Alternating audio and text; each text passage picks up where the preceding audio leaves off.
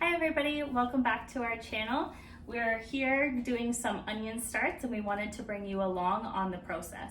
It's the end of January, pretty close to the beginning of February, which means it's time to get these going because the germination takes about 10 weeks or so before we're able to put them in the ground. And well, we're pretty close to that date. So we're gonna run you through all the different supplies you need. If you don't have a Rocco at home, that's okay. This is probably the only optional supply. And yeah, we'll get started. So first, of course, you're gonna need some seed trays.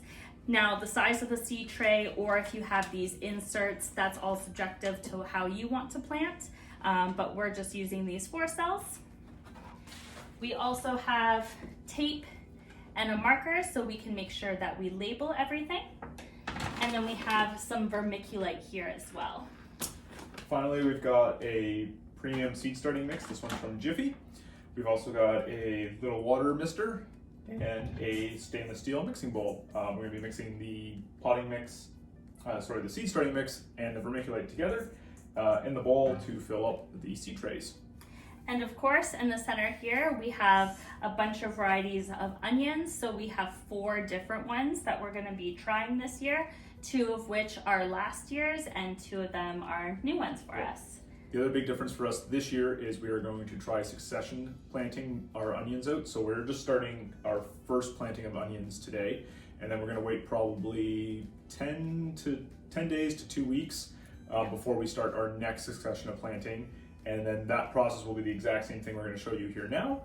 And then we'll probably even try to get at least 1 more, I think, after that. And the idea is we're going to have then 3 or more harvests of onions, so we're not inundated with all of our onions all at once when it comes to harvesting. So without further ado, we'll bring you up closer so you can see the varieties we're picking for this year and explain as to why we picked them. All right, so I'm going to quickly run you through the 4 varieties of onions we're planting this year. 2 of these are repeats from last year. We enjoyed the flavor and we had seeds left over, so we figured we would be using them up again this year. This is a red globe variety. It's 110 days to full maturity and it is a long day onion. This one here is a Spanish Utah. It's also a long day onion, but it's 110 days to full maturity.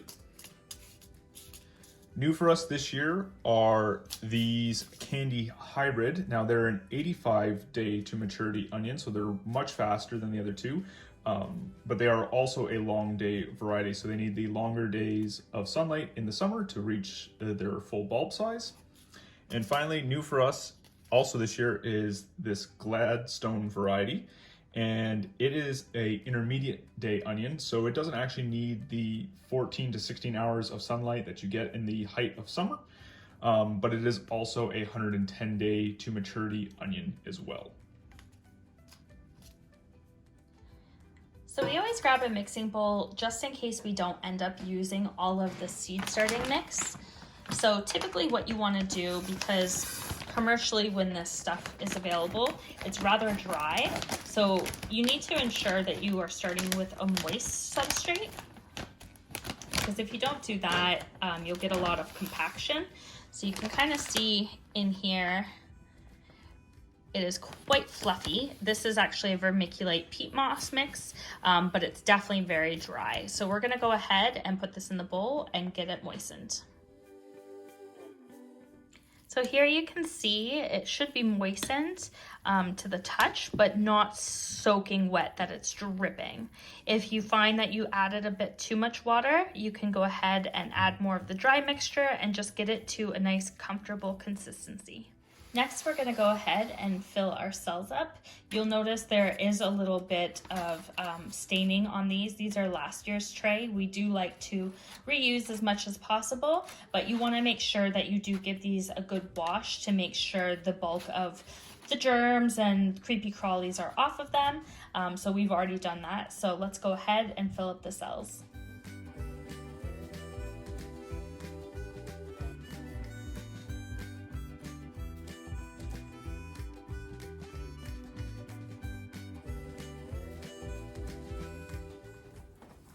So our seed starting mix is filled in the cells. We do have a bit of room left in, as you can see, and that is because we're not completely done filling these up yet, but we're on to the portion of planting.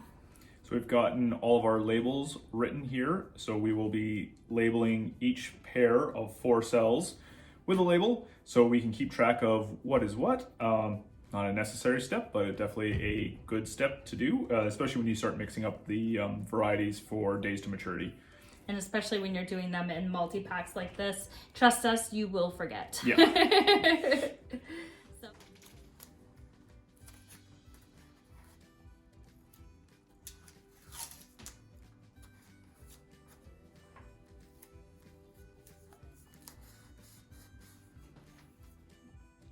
So planting is really subjective. We've decided in each one of these cells, we're gonna do 3 to 4 of the same variety and to fill up 2 rows, so 8 cells total. There's no fancy way to plant onion seeds. You just place the seed on top, giving a little bit of space from its partner, and then we'll do a light covering of the planting medium on top and give it a fine mist, and it will be good to go.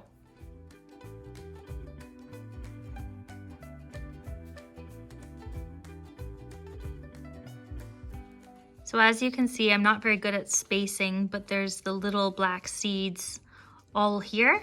And now what we're gonna do is do a thin layer of the planting medium.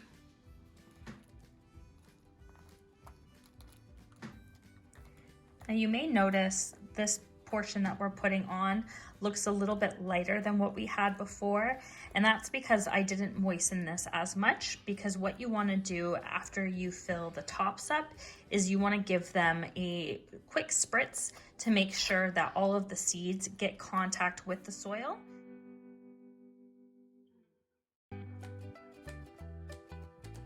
Now this step may be optional, but this is vermiculite. And typically, if you sprinkle it on top, it helps retain moisture of the seed cells and makes it so the tops don't dry out as quickly.